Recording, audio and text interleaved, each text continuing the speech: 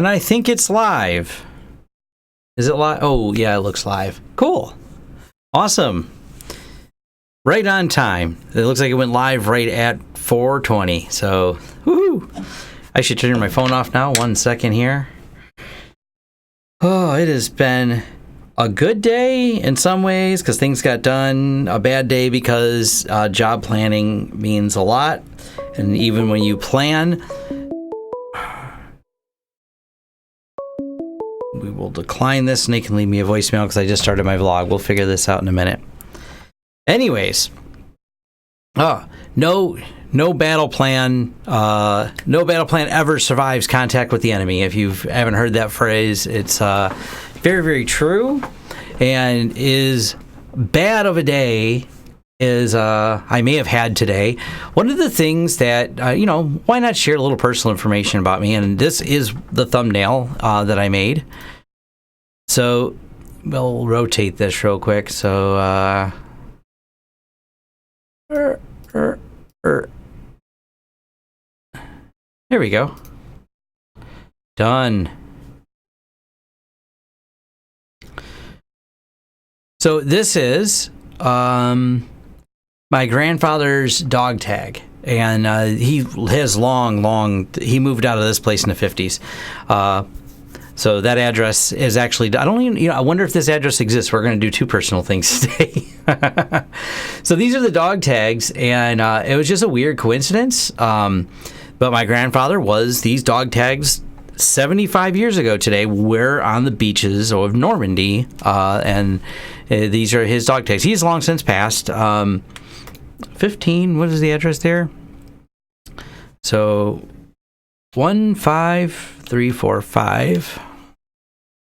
15345 Normandy.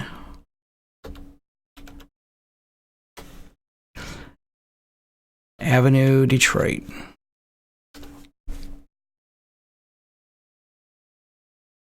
So we'll pull up in Google Maps here. So I'm curious about this now.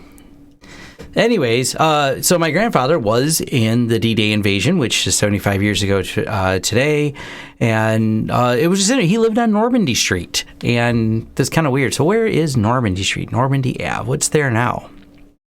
I'm willing to bet there's nothing there. Let's see if Google even has a view and when it's from. So it's hard to say. Was it this one?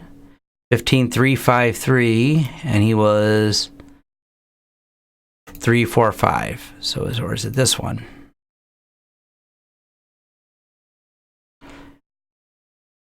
I don't know. One of these houses. I'm going to guess it's the one that doesn't exist anymore. Detroit's an interesting place if you've never been here, and I won't babble on about it too much, but due to a lot of problems we had in Detroit, a lot of these houses are in great decay or falling down in a lot of the areas. You can see the gaps. Matter of fact, I don't know when this is from, but you can just see gaps where all the houses were. So, woohoo. We can go all the way back here. This is this is Detroit proper. And if you want to know where I'm at, will it go there?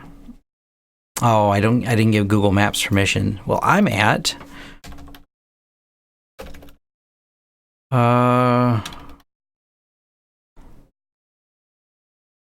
there we go.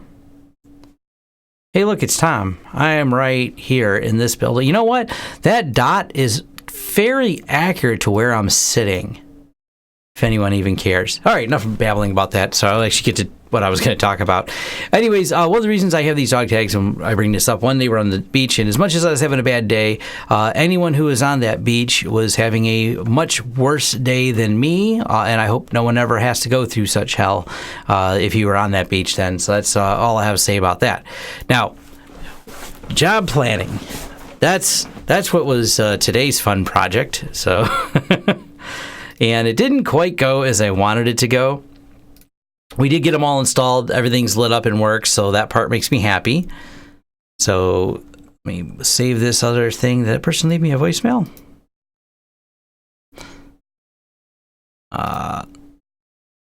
Someone left me a minute-long voicemail. Where is this from? Sorry, I'm doing too many things at once. Anyways, we did some Unify installs, and normally we put everything in our controller, but this person wanted to have their own controller, and this is where job planning comes in. We had prerequisites. They did have an ESXi server. The ESXi server worked.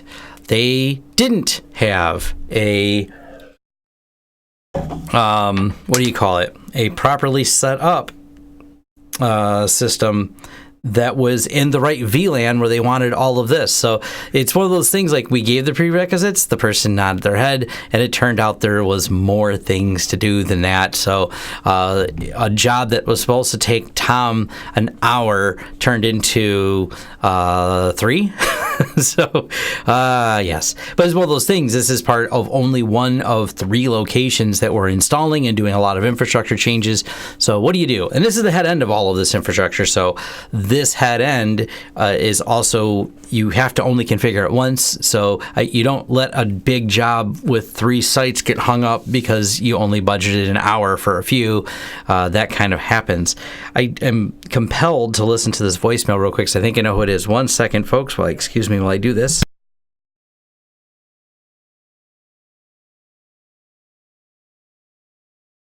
I know who that is, and absolutely I can call him later. So perfect. And making sure it wasn't the person, because the number was similar to the people there, and because I left and everything was working, I'm going to make sure they didn't call me directly. I also told them I would be out of the office and not unavailable, so to call my staff in case there's any problems.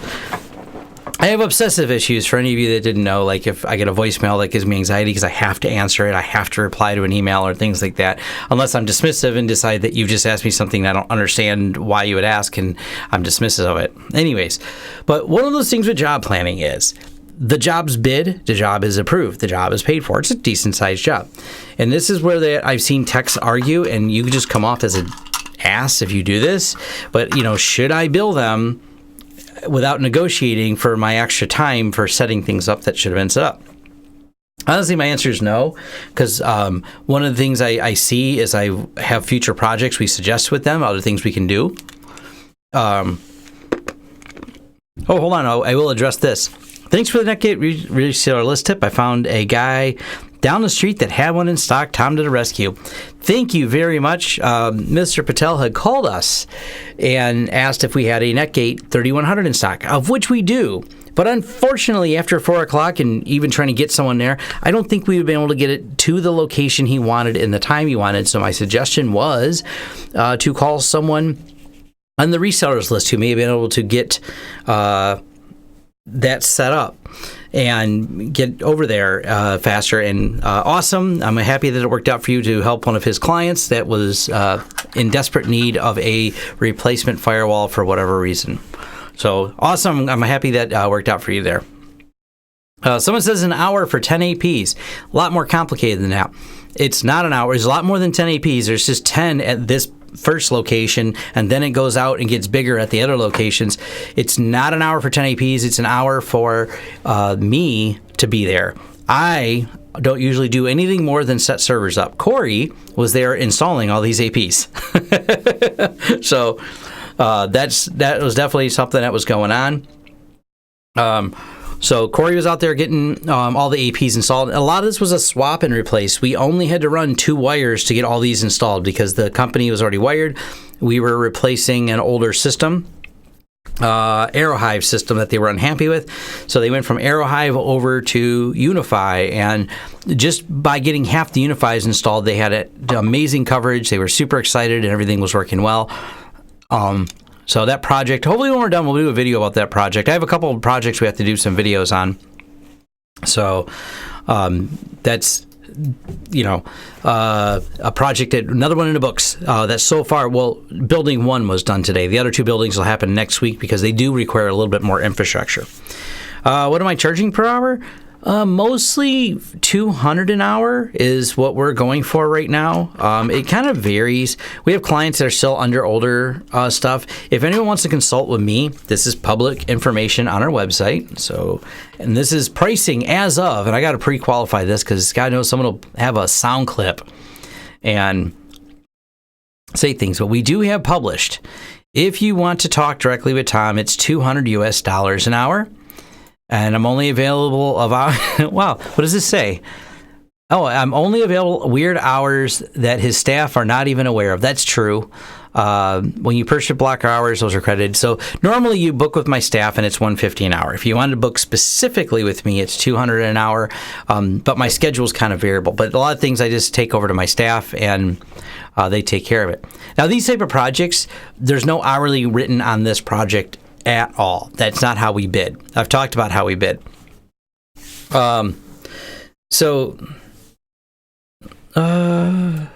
Yeah, someone says 200. Well, we charge 90, and I think we're undercharging. I think you're undercharging. But what it comes down to is when we bid a project, there's a dollar amount for said project. That's how I like to bid it. We get all the things up front, and then we put a little note on the bottom of the project. Will not exceed, and that's the quote is what it is, and then we add a caveat that will not exceed whatever that dollar amount is.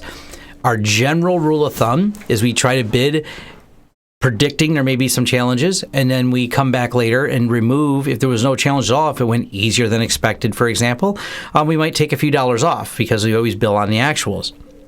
And provided they don't change anything about the plan, because that actually, the bigger challenge when you do big projects is halfway through, always they want to add 2 more things that weren't on the original bid. It's like they play hell to get the bid done sometimes of how much can we reduce to get this off. It gets approved, then they want to add a bunch of things on. I don't know. It happens. So a lot of times I don't always like to nickel and dime and tell these clients like this. Plus, when you give them a flat price, it's easier for everybody because if they think, oh, you put 11 hours here, but when I added up how many times I seen your guy looking for a screwdriver, I think that is time he spent too much doing that, and they start nitpicking up. So we give installed prices on things, not how long we'll be there. That way there's no nitpicking going back and forth about, oh, well, how long will you be there for type thing, and someone doing it. So can't compare because we're in the UK. That's true. The other thing I've always talked about with pricing, whenever you want to discuss pricing, you have to think about the demographics of where you're servicing. Either the demographic in relation to the company you're servicing or the demographic of the general area you're servicing. And there are dramatic prices. Matter of fact, let's go Zillow. Because I was looking for homes for sale. So I want to buy in our house. But anyways, let's look at where Tom lives. And we're going to want out where I live. But, well, I live really close, so you're actually looking at the same thing. I live 3 miles from my office. So here we go. Here's Tom's office, and this is a condo for $180. This is a nice little place right here. No, that one's not that nice. It's ugly, actually. Housing prices are inflated right now a bit. But $190,000. There you go. Cute little ranch house, $190,000, whatever.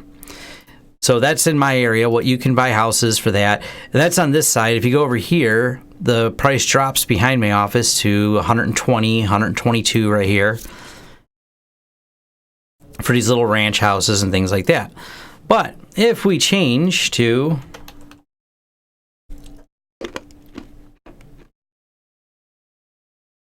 these areas, all the home prices are in the millions.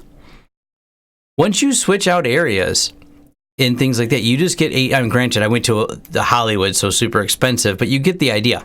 You make so much more money, you charge so much more money living in this area than you do living in my area. Median income average is higher and everything else. This is dramatically. Now, when you start talking about countries, totally different animal as well.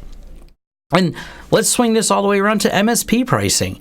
If you're trying to sell your MSP services and they're employing minimum wage employees, your fee, if you're charging a per user unit, a per user pricing, per seat pricing, your fee is a percentage, a notable percentage of their payroll. If you pick up a nice high-end legal firm and their lawyers are all making $250,000 a year, and you are charging, let's say, $120 a month per that. So that's $12,000 or 12 a year per employee. percentage of what you're charging versus what that employee cost that business, night and day. So all your fees kind of have to be based around that when you're doing things, when you do pricing. That's just how the market pricing goes and how the perception of it is. They're not going to spend more money to protect a minimum wage employee. They look at the cost going, well, no, we're trying to pay our employees minimum wage and you are a high percentage of it. And the same thing goes, like I said, for any of the pricing, what you charge per hour and everything, because of your cost of living and everything else. So the median income average is much lower here where I'm at, south of Detroit, versus in California, the median income average is much higher. And of course, the real estate prices are stupid expensive. So back to the whole project thing. It's just one of those things. Like I did the project, took a couple pictures of it, and whatever, you just kind of eat it when that happens and things are a little more expensive. All right. So next thing, if anyone's wondering what my yard looks like, this was taken yesterday. They're slowly making my backyard back into a backyard. That's how much it's been raining here in Michigan. The winter's over, but the rain won't stop, so they can't really level it out very well. This is like what it looked like, and this is actually this morning, actually not yesterday, this was this morning.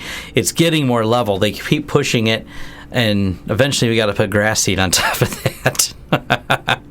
So there's that. Is there anything else that's interesting? Bunch of hot sauce. My personal photos are actually pretty boring. And any of the ones that aren't boring aren't in here. I don't upload. People always say, oh no, you're using Google. You're loading everything to the cloud. Do you trust Google? For these pictures. All right. Let's play with some other fun stuff here in a second. And thank you very much, George Moody, for the beer money. That will definitely be helpful there. And related to the question of beer money and money in general, I've been thinking a lot about how I want to do things. A couple things I want to do is if you notice, the last couple of videos I posted, it's got the little thing with my Twitter, Hire St. Lawrence Systems, and a little Patreon where people can donate. I'm thinking about doing something where I do some type of hangout, a private hangout or something like that, for people who want to do some Q&A and a more live session, like with Google Hangouts, and maybe make that for Patreon people. It's not that I'm trying to figure out ways to make more money, but this does take up a lot of my time, and with said projects like you've seen in my backyard there, sometimes I could use a few extra dollars to get projects done. But I've been trying to avoid getting all the generic advertisers and things like that inside of here. But I do have to find some ways to kind of monetize a little of this, so I'm trying to figure out which ways we're going to do. So any time you want to help out, either by throwing me money here or throwing money towards hiring us is obviously a great way to do it. I'm always happy about that.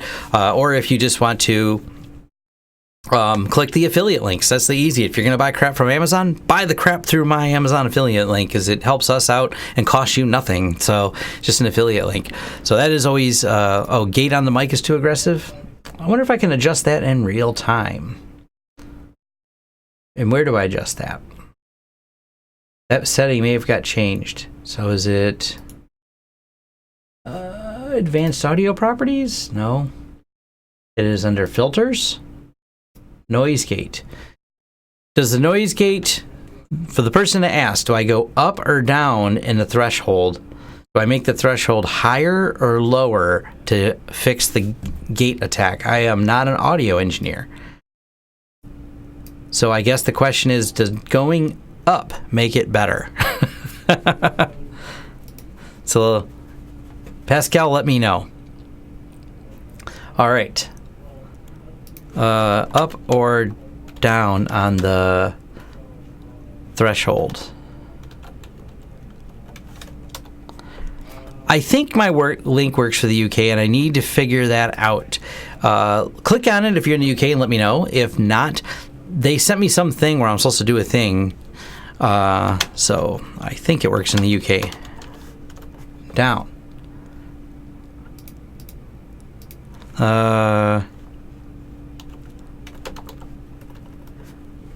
So down as in...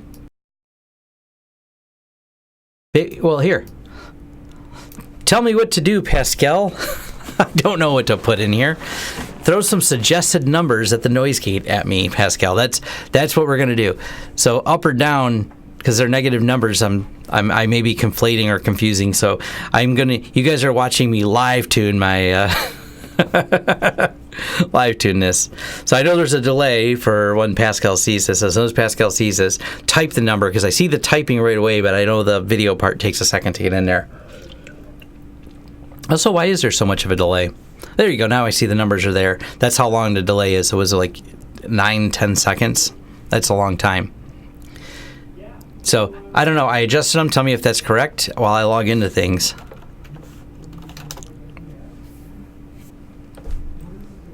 So I just finished a video, and if you're wondering what the video is on, I can just go to the status and show you what the video is on. People have been asking me for this for a little while. The CARP system is the failover automatic system in here. You turn it down on the mic itself. I don't see any way to turn it down on the mic. The mic only has gain options, not noise gate options. So, anyways. So the CARP is let's talk about that real quick. CARP BSD.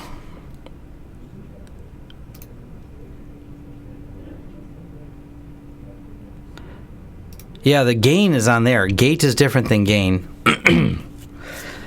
Anyways, Common Address Redundancy Protocol is basically the where is it at? Where's the Cisco version of this? Cisco CARP. Cisco doesn't do CARP. They do. There we go. Hot standby router protocol. So this is the Cisco one. If you're not familiar, this is Cisco's hot standby router protocol. I don't know why. Maybe it was something else with the gate. Anyways, enough. The gate's over. The gate incident's over. So if you're not familiar, Cisco has the... hey, thank you. Mr. Toflan? Filet? I'm bad with names, sorry. Apologize. Do you have any experience with Ubiquiti Power Beam Gen 2 trees, bushes, and interference? Yes and no. I do know that it's a headache. The problem with anytime any point-to-points have things in front of them, you get a massive amount of deflection. And that deflection and interference that gets in there, by the way, P2P planning.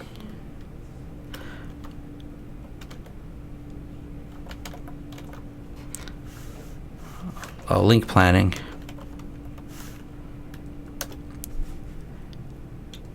Oh, Cabinet Networks has a cool one too. But one of the things that's important when you're doing the planning is it's more than just things that are in the way, as in line of sight in the way. Where's the calculation? It's the Fresnel zone that you're trying to look for. Oh, cool. Someone drew one up here. But the more things that are in the way, especially leaves and trees, it's a real problem. My dad, the only way he gets any internet is going to be through his site to site. My dad lives in a very rural part of northern Michigan. Because of that, his internet is, even though the site to sites are above the tree line roughly, the leaves, once the leaves start filling in, interfere dramatically. His internet becomes very, very slow until some of the leaves fall off the tree. And even they've raised it almost every year trying to get a better signal. But anything that gets in the way of not just the line of sight, but in Fresnel, I think is the right way to say the word.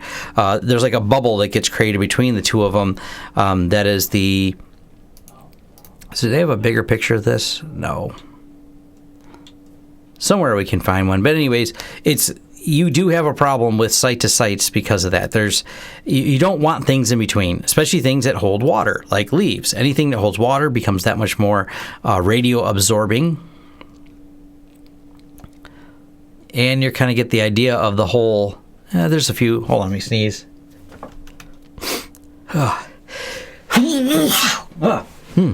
So the when you're planning these, it line of sight's your best bet. That's the shortest answer there. Oh man, allergies today. Back to the router protocol. Yeah, foliage interference. There's a good way. I heard someone say they had the same issue with tides with PTP. The solution was, mount the PTP away from the interference is really the only easy solution for that. There's not any other option that works. I mean, it's the challenge of it until you have the bandwidth in the range we're using, and these are the problems with it. So Cisco does the hot standby router protocol. That is a proprietary protocol and not open source. Damn those Cisco people, not contributing to the greater good of the world. And so we have in the Linux or BSD world the common address redundancy protocol.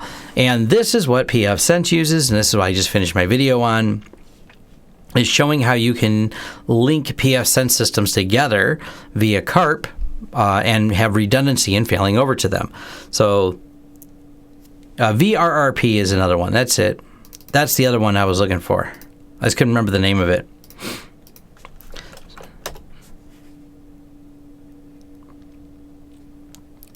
Is there a wiki article on it?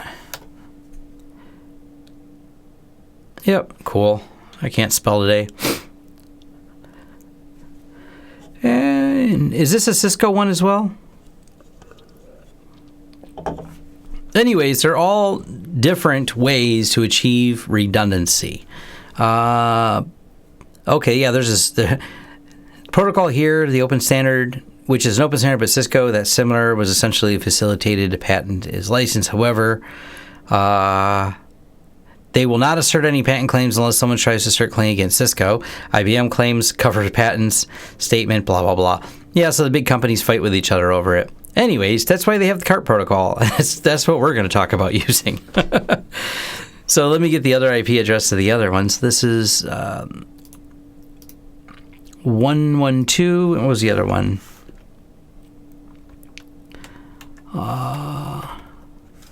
Whoops. I can look up the other IP address. Well, I can look it up here. So you can log in both of them. But yeah, I got the video. This video's going to be updated after I edit it. I've been gone all day because I was doing the thing. Oh, that's because it's off. So we need to fire up the secondary one. HA second. Woohoo! All right. So the master's working, but the other one is just out of commission at the moment because it's not booted. As when I was doing the failover test, I show that you can fail over the master and the internet keeps working, but then failing over the backup unit does nothing because it always goes to master first, and I break that down in a video. Now, this is covered in the video by Netgate. They did make a video on this, and it does cover how to set up HA. It covers a lot of detail about HA, things like that. So I have watched their video. I had done a RTFM. Oh, awesome. Project money. It's greatly appreciated. You know, don't get me wrong. I love all the views, and I'm thankful for everyone that does. And if you don't have money, don't send it to me. If you have very little money, don't send it to me. I like to preface it. Just go use the knowledge I give to hopefully make you some more money or get a better understanding of technology. That makes me really happy as well. Anyways, when you're doing the failovers, it's a little bit different than people think, and I did the video, so I have a video, and I may even do some shorter ones. Thanks for a fast but understandable explanation. Now you can bill me $200. Yeah, I'm a lot cheaper to talk to on this. If I see, this is where we crowdsource it, because this was one of those things. Like I used to do speaking engagements, quite a few of them.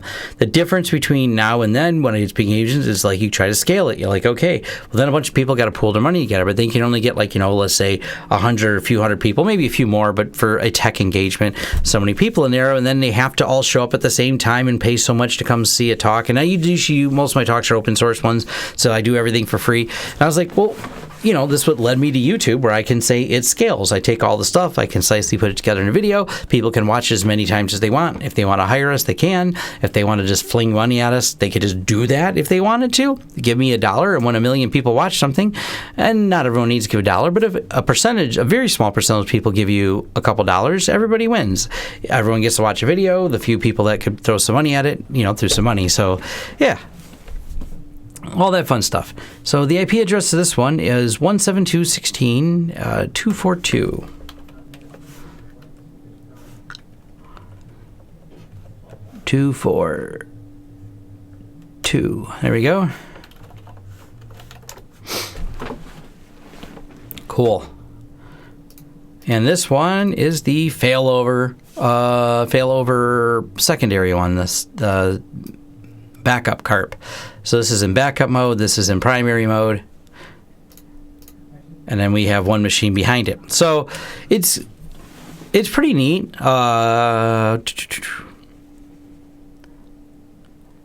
It works really good. The interesting thing about the way CARP works that not everybody maybe wants to take the time to understand. But one of the challenges when I've done some consulting with this, that's one of the reasons I made the video, it's going to be a little bit shorter, but it's kind of like some of the prerequisites I send people is, look, you have to do it properly, 3 WAN IP addresses. That's how it works. That's a rule for it. If you don't have 3 WAN IP addresses, 3 static ones that are on the same subnet, HA is not going to work properly.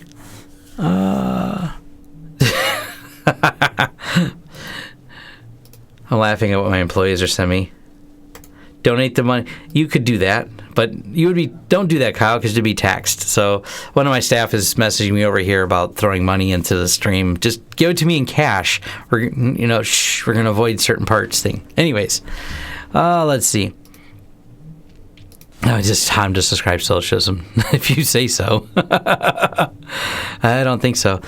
But yeah, the requiring the 3 WAN IP addresses is a challenge, and from a setup standpoint, it's more time consuming because every time you set up each LAN to do it properly requires 3 IP addresses. So I kind of highlight some of those things in walking through it from my perspective. And one of the things I think is a better idea, and I've talked to people who have done this, is just take pfSense instead of it depends. You have 2 different use cases. One, I want 2 firewalls.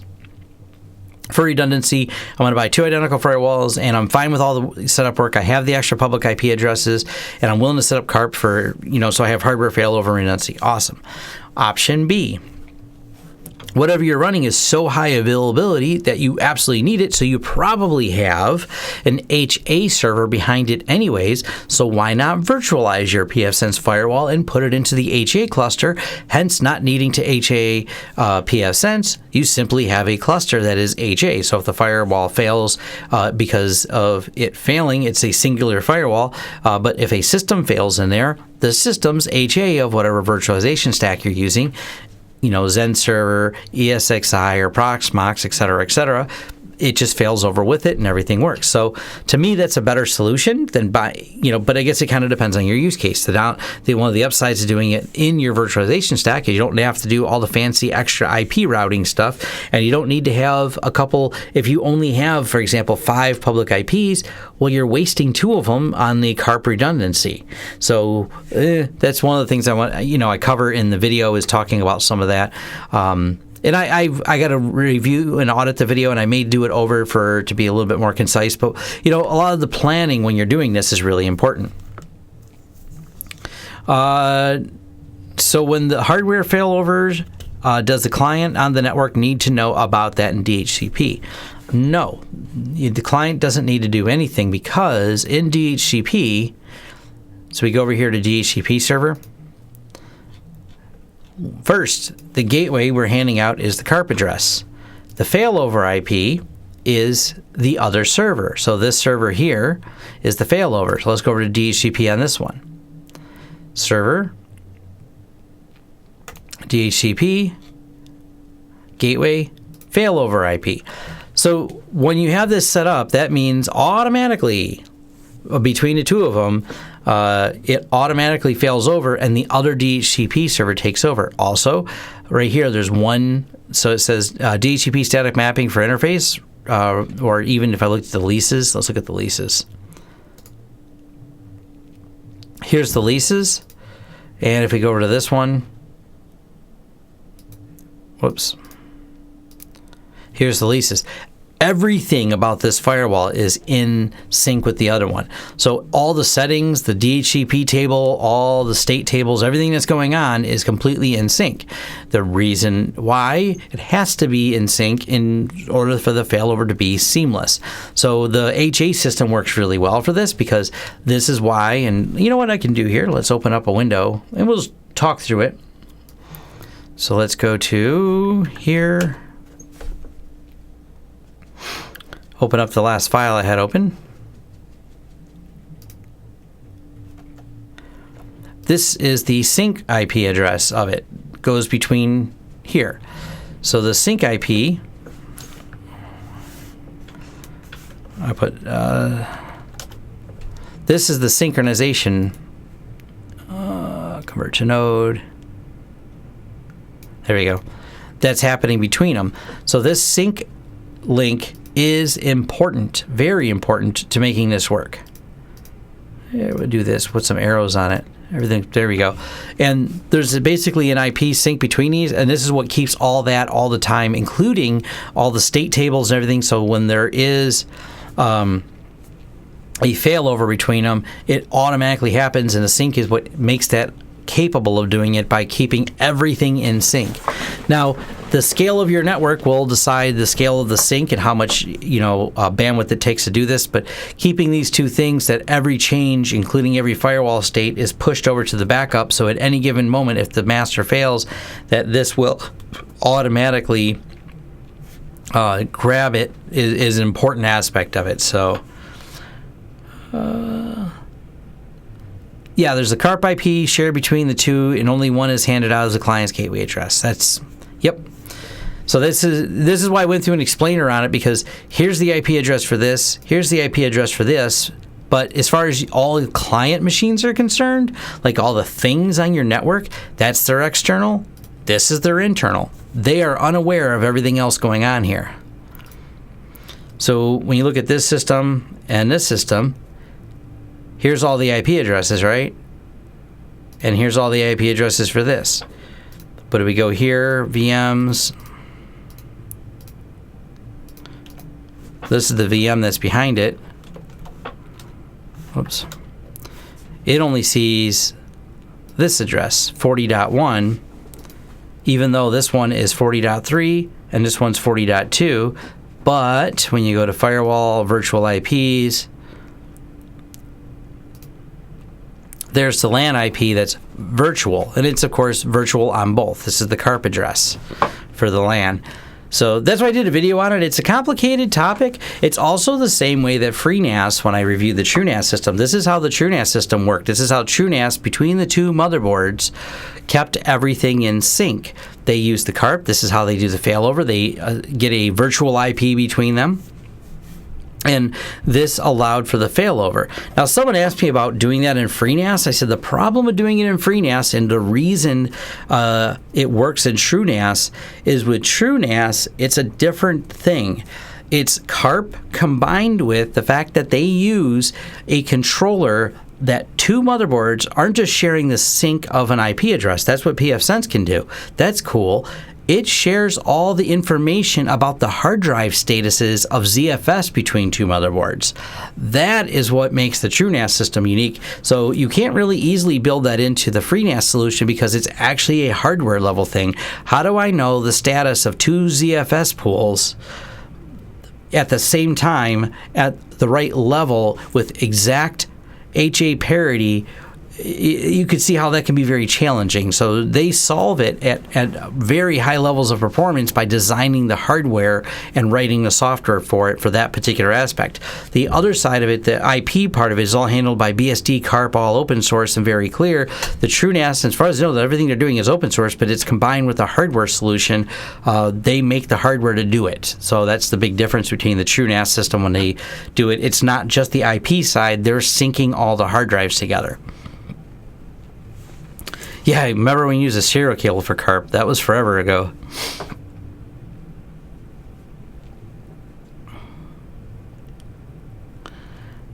Yeah, I mean, there's other systems that do, FreeNAS can do, it doesn't have CARP HA in there, but TrueNAS does. So if you're looking for HA,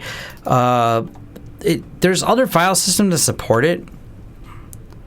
That didn't yield. I shouldn't have Googled that. This looks weird.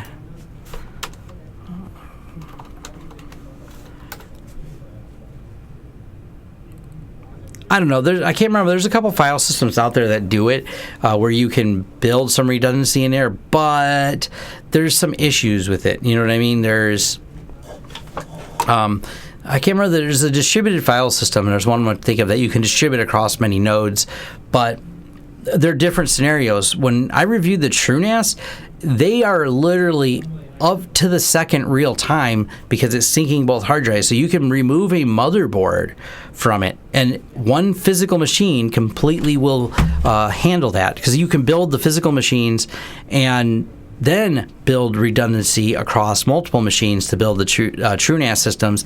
It's true high availability with no delay, no any other weird components to it like that. So pretty neat, though. It's definitely Petasan. There we go. I'm scared to Google it.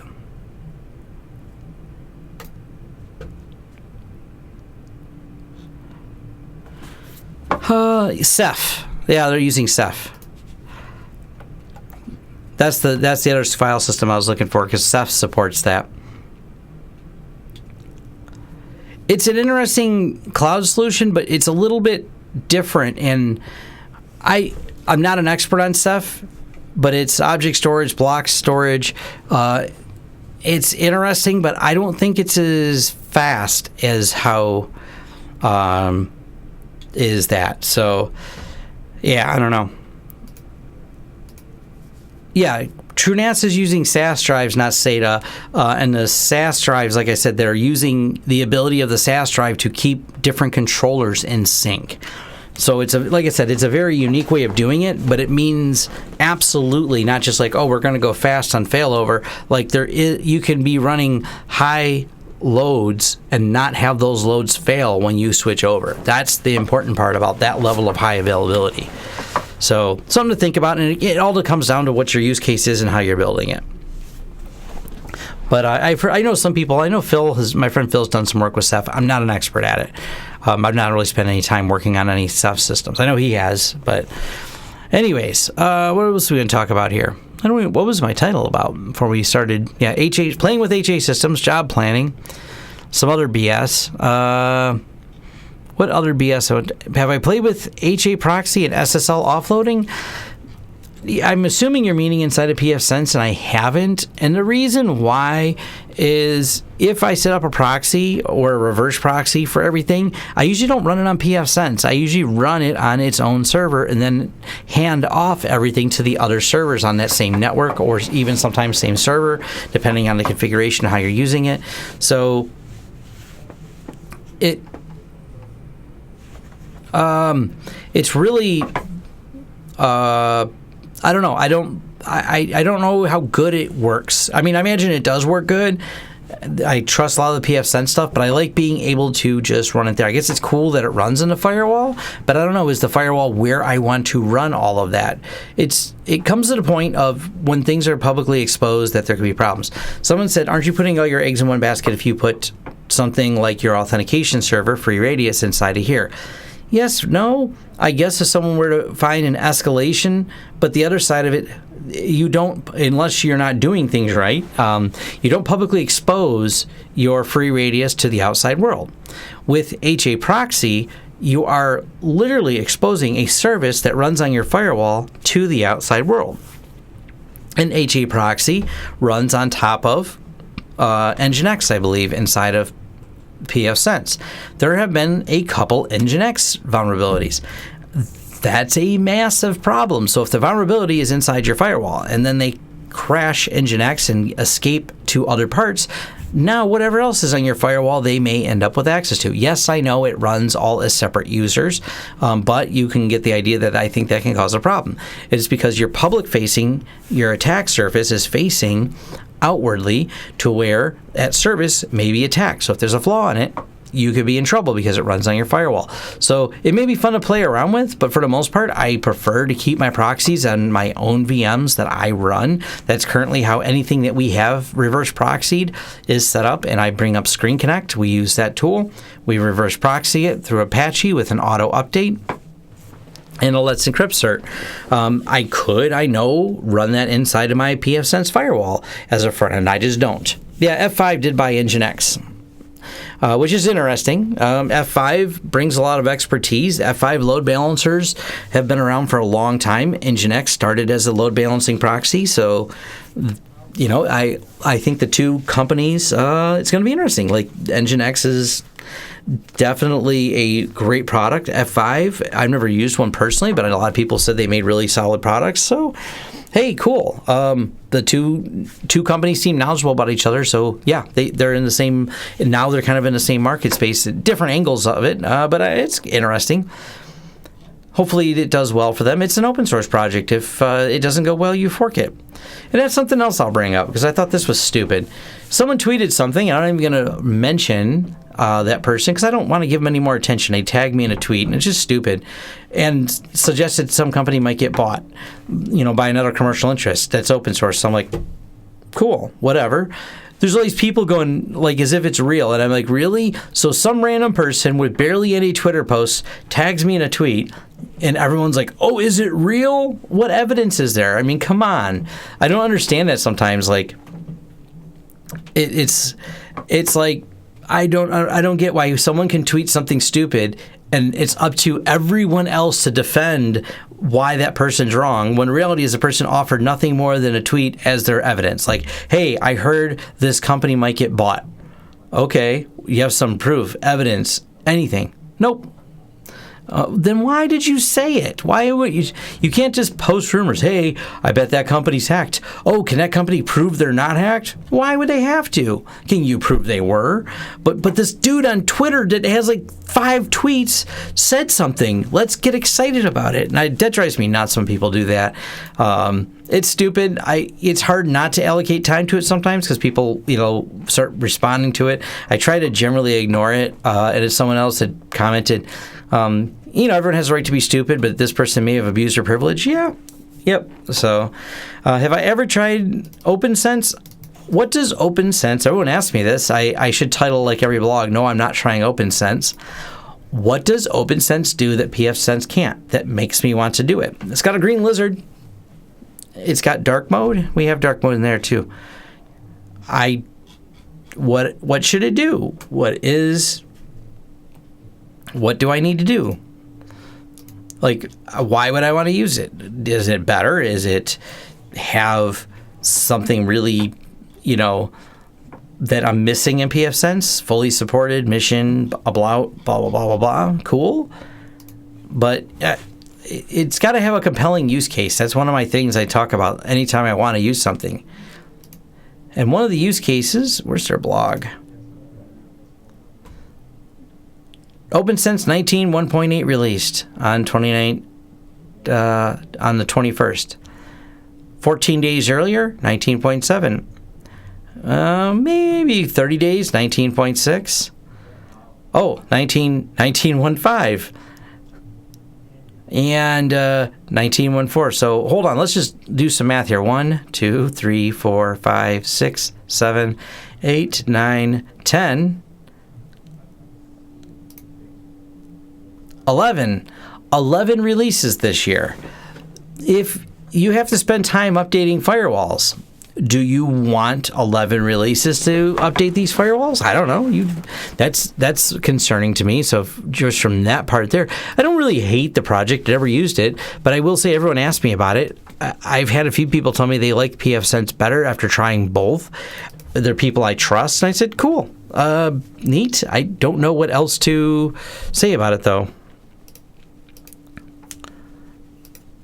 Yeah, well, I can try things out of curiosity, but that doesn't do anything good for review. My reviews are based on the fact that I have to use something, because I could load a firewall and go, cool, look, I loaded a firewall, but that will give neither me nor you any in-depth understanding of it. So if I use something, I have to actually use it. Someone says it gets a crazy amount of updates, at least not all of them need a reboot. Yeah, that's a good thing. A very unstable, several new versions, short time, bugs frequent. Well, this is the problem. If I don't do things with it, I can't give you, the people watching this video, an honest review of it. So I can give you a real basic overview of something, but unless I take the time to completely swap out a firewall that I'm using for more than my house and really dig into it, I'm not going to be able to do this. Any of the firewalls I've reviewed are ones we've used in the market. We've deployed for clients. We have them running. We are doing more than basic routing with them, and that's how I can give it. I mean, and I'm not going to pick on UniFi too much, but I will say we have actively deployed UniFi firewalls. We actively have learned directly that they are very under-featured. So if I were to give a review of them and say, I really like these firewalls, they're great, but not having tried to implement features, it's very different than, okay, we tried doing this, we tried adding 2 IP addresses to the WAN, and we had to go to the command line. That's a use case when you start using it. You go, why did you have to go to the command line to add 2 IP addresses to a WAN? I don't know, because that's the way UniFi designed it. So that's the difference between reviewing it and actually using it and deploying it in the field. And that's why it doesn't offer a feature that is so compelling that I have to switch to it.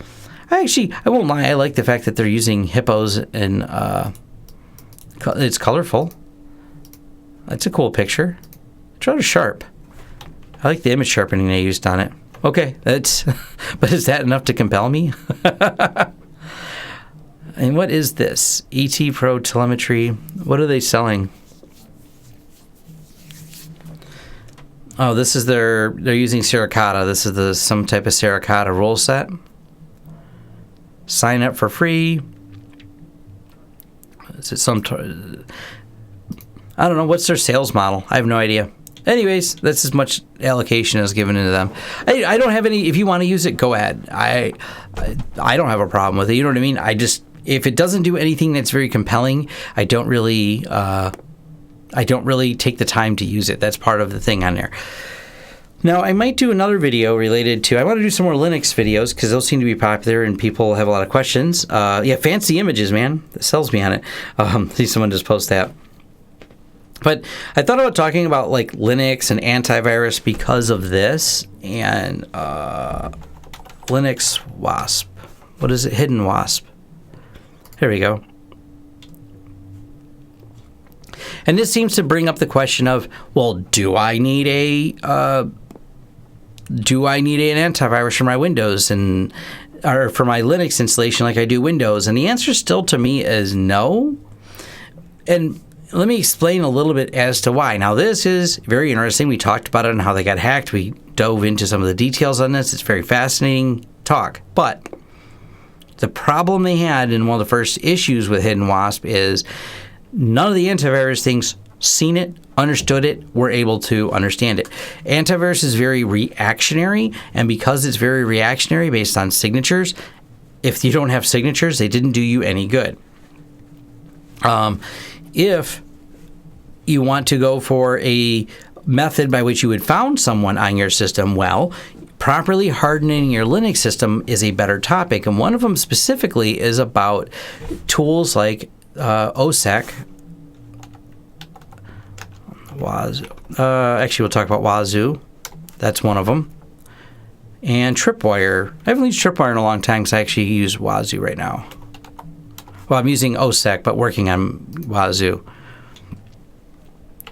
So what Tripwire does, and same thing with if your Wazoo is probably a little bit easier to get started with. They watch configurations for changes.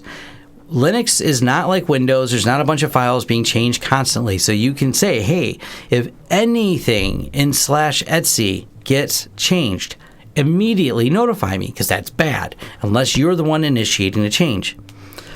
Same thing for, Tripwire, same thing. It's basically they create special CRCs of the entire directory and everything, and they look for anything changed in there. And the way Linux works, anything that can be changed or has to be changed from at startup has to be changed in those locations. So if something gets into your system, this is, and it's essentially like a file integrity monitoring is a huge part of this. So if you see SC password changed, SSH config, your WP config, your Nginx config, your authorized keys, any of those get changed, please, you need to stop and say, are you the one that changed it? If not, you're probably compromised. These are the way, if you properly harden, properly lock down a Linux server, that's how you get it done. You're going to lock it down that way. You're not going to lock it down by trying to be reactive and hope someone writes, because someone has to find the virus, make a signature for it. Hopefully they didn't vary it in any way that the signature that you get still matches, so your system is able to detect it with some antivirus. When you harden a Linux system, you lock it down and you make sure all the configs are completely locked down and backed up. Make sure you have backups of them so you have known good configurations. The other side of that too is never load anything that wasn't in a signed repository. So anytime you're signing and loading software in Linux, you're pulling from these signed repositories, not from third parties. So you are minimally at risk of downloading something malicious, because they'd have to get it through into the production stream. Very unlikely for supply chain attack. Not impossible, but extremely unlikely.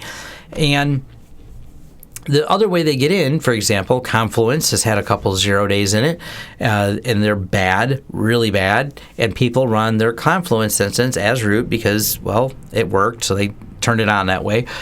Combine that with the fact that they took and they would go and just leave these systems unpatched forever. Someone gets in under Confluence, they infect the machine. It's not that you loaded software, but this was the compromise. This was the in, and the tool they would load would be Hidden Wasp. Hidden Wasp is not a threat to you sitting in front of your computer. It's a threat to computers that were compromised, and this is the command and control system. This is a system that the command and control server is talking to get your machine to do whatever it is they want your machine to do. So no, I'm still on the side of no antivirus. Maybe I'll go more in depth on that and show a little bit how that works. But yeah, and this is not the same as configuration drift management. That's things you would do with like Ansible or other tools to make sure all the machines have the same idempotence is the word, where all the configs are the same on all of them. All the updates are the same, all the configs are the same, and the word you're looking for is idempotence, and you achieve that with a configuration management tool such as Ansible. And how do you spell idempotence?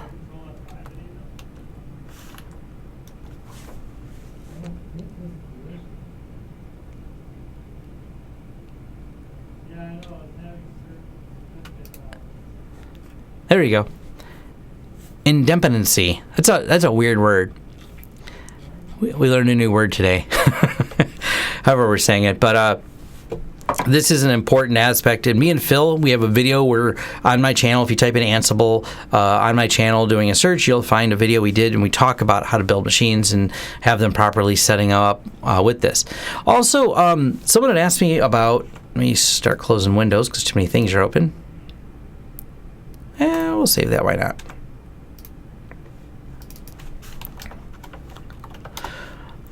I don't remember the exact key to do it, but like this is Tmux, so I can run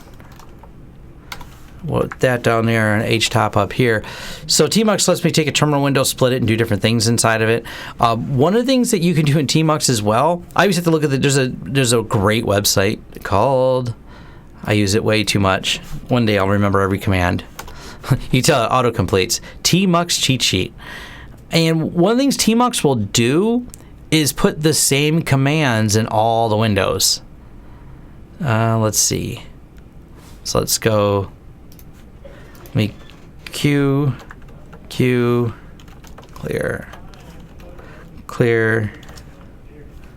It'll split one this way. What? No, it's just, yeah, that's right. Control B spacebar. So we'll go over here.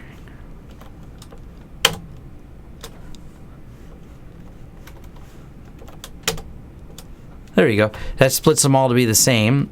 And now switch to the next pane. Now there's one of them that will set search. You can get the idea. You can do a lot of cool stuff here. But one of them is kind of neat because it'll let you set the same command to all the windows.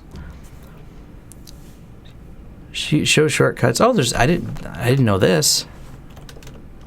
Oh, cool. I just learned. I never got to the bottom of the cheat sheet. I just learned something new. So, yeah, Tmux is great for doing stuff like this. So I use it constantly. That way I can log into multiple servers and see multiple things. If you watch a lot of my videos, it's definitely a really popular tool. So, Tmux, same command to all pane. Whoops.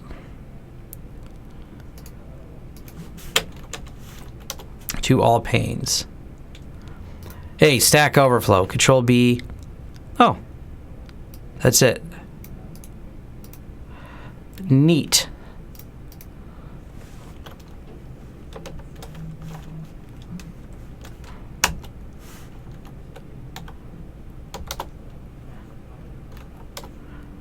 So now I have independence between multiple panes, and if the other one was logged into our server, I can then orchestrate all the servers and all the same commands and all of them because this looks cool. I need to probably do some videos on Tmux. Jay said he's going, because Jay's how I learned Tmux. He has some videos on it on Learn Linux TV, and Tmux is your best friend for doing a lot of this configuration management. It's super handy. Let's split this again because this is getting stupid fun. There we go. So now, clear. Top and three panes, or H-top because it looks better. Neat. And then we can always split another pane and do this. I think it's cool is I can quit all of them at once. But Tmux has a lot of options for things like this. I typed exit in all of them at once. Neat. Clear. There we go. So maybe I'll do some videos on Tmux. I've done some videos on how I do dot files and how I keep those in there. So, and this is just all GitHub. If you want, cheers, look mine. Oh, I apparently changed bash. Oh well, 2 insertions, 2 deletions. But I'll do some videos on reloading Linux. So, and I say reloading Linux because the question comes up all the time. And I'm actually gonna, me and Jay are gonna write some Ansible scripts well, Jay's scripts are more automated than mine. I still have a few manual things I do, but one of the things is when I get a new computer and how I get it configured is you do configuration management. So I don't care if I have to reload my laptop. It's not like Windows where I go, oh no, it's gonna be difficult to set everything back up again and put all my stuff in. You can take a list of all the packages you have installed on one machine, make that list, and just install the same list of packages on another machine. And this, especially for servers, means you can build a server out really quick. And like my job today that didn't go exactly as planned, really simple plan. I went and I know exactly what to do, so I have a script basically that installs the UniFi controller. I can set up a UniFi controller on a new VM in just a couple minutes. It's nothing to it. It's like a process. Phil took it a step further. I don't think he's published this on his GitHub yet. He has a UniFi one or I think it's a UniFi. He's got a Screen Connect one for sure that will automatically pull and install an entire version of Screen Connect and a reverse proxy. There's another script that will install a UniFi and a reverse proxy with a Let's Encrypt insert and a new version of Mongo and a couple other things. There's a lot of stuff like that once you understand how Linux works, you don't think about backing up the whole machine anymore. You think about only backing up the data that the machine creates. You don't have to do full machine backups all the time. Even our UniFi system that we have on here, if we go over and we look at, well, we can go here. If we look at Tom's backups, when was the last time I even backed up my UniFi system? Ooh, May 11th is the last time I backed up my UniFi system. But it's backed up every hour, all the time. So it's not like you have to back it up all the time. Not every hour, yeah, every half hour. Whatever the automatic backup is for UniFi. So the same thing with Invoice Ninja. Here we go. I know I backed that one up recently because I made some changes to it. So it was backed up on, this is the wrong backup. It's this one. May 26. But all the backups are hourly.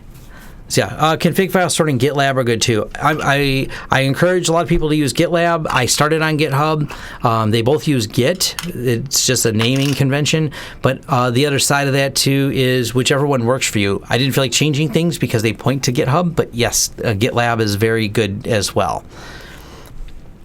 But yeah, when you set the backups for Linux machines, I mean, it's nice to have the VM so I can restore it, but all I have to do is restore the VM from last time there was a major change. It's the only time I do a backup. And then from there, you just put the data back in, and away you go. That way you're not really worried about it. And if I had to restore anything, just go grab it and grab the data.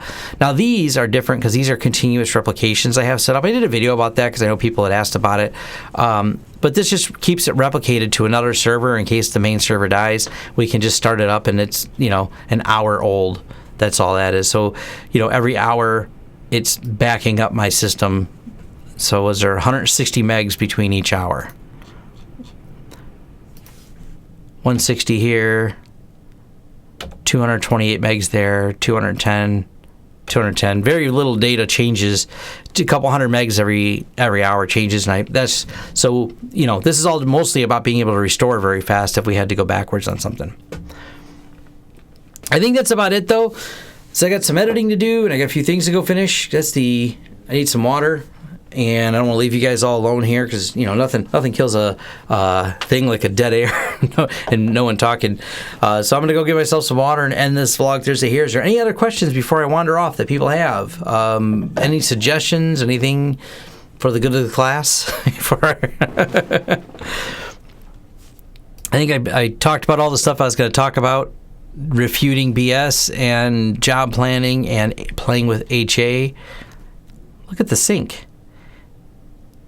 Ooh, kilobits. And it's the opposite on this side. Actually, we can do this too. So, console. Ping. So it's doing more. Hey, look, now there's a little bit more going with the sync. It's got to send more data over. What can I do that would actually transfer more data? Okay, I don't see any more questions, so I'll just say thank you to everyone so I can get back to editing. Unless someone... I can't... I would edit, but... I'd show my editing, but it's probably boring to watch. I just sit and slice up everything. I'll open it while I'm sitting here, though, because I'm sitting here. First step in editing is we go and we look for the template that Tom had. Hey, there's the template. Then we drag in the files. And then we go here.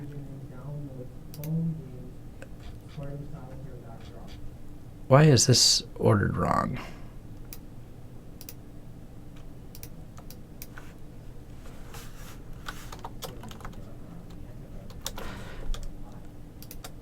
And we drag these files in here.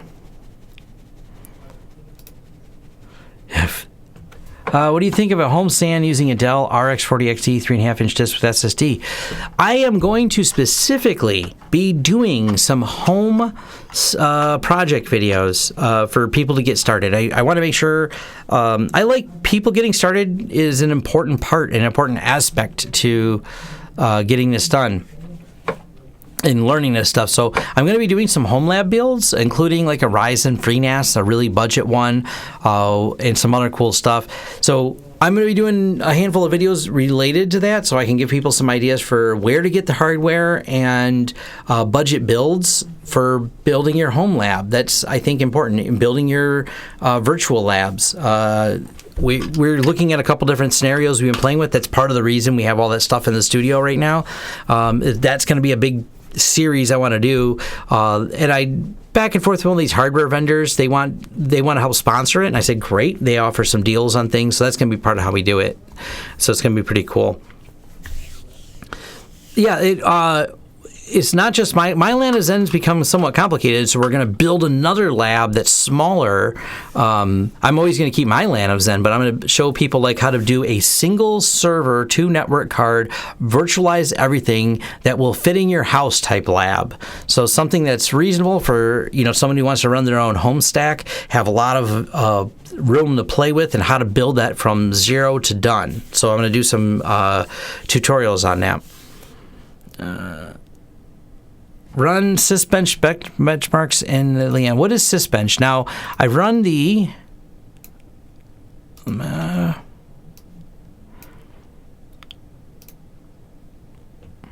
oh, cool. I've been using any of the other tests I did on speed were done with Phoronix. I'll try this. Phoronix is nice, but it's extensive. But sometimes you want extensive. I really like the Phoronix test suite, but I'll take a look at this. This looks pretty cool.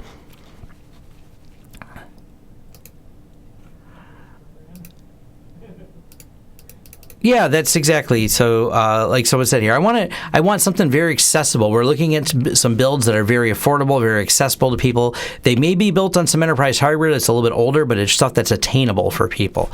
Also, in case anyone's wondering, this is what the videos start out like. I recorded 50 minutes of video, and by the time we chop this all up, it's probably going to be a 20-minute video.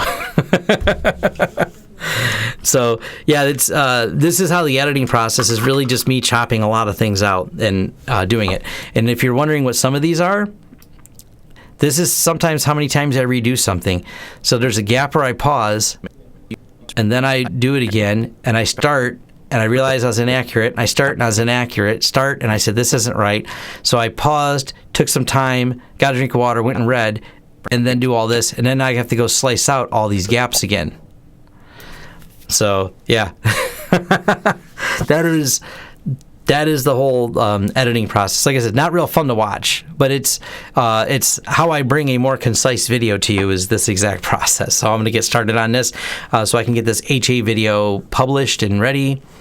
Hopefully today, depending on how much work I can get done. I have a lot of people I have to reply to first. So thank you everyone that came out and joined me here. Awesome. And how they got hacked will be tomorrow at 7:30. I got to publish the thing, but for now 7:30 Eastern Standard Time is our consistent time we're trying to stick for. There is going to be an exception next Friday because we all have something else to do, but subscribe to the new How They Got Hacked channel if you want to follow us on what we're doing over there. All right, thanks. There's a lot of windows open.